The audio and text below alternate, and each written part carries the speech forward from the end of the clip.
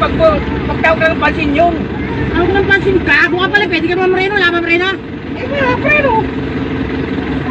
Tangin mo. Matigas ka ba? Tanong mo na siya, matigas ka? Bakit sinabi ko ba? Oh, hindi pala eh. Huwag kang gano'n ha. Passenger vehicle ka, baka hindi ka abuti ng kasing gabi. Hindi ka makahinga. Sabi mo na kung matigas ka. Itiyakin ko sa'yo, hindi ka makakalis dyan. Tangin mo ito.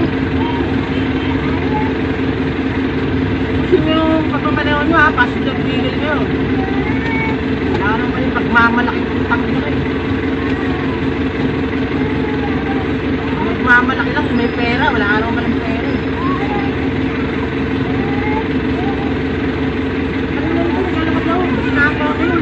Tawag ka ng pansin lamang yun? Bakit? Tawag ng pansin ka lang, kung maraming po ito daan ang mamamataan ka. Ilan pa, hindi ka daan ako sa makahayop na ito eh, hindi ako kilala na ito eh. Gusto mo, di kita palabas ng ito? Ha? Ano? Bakit mo?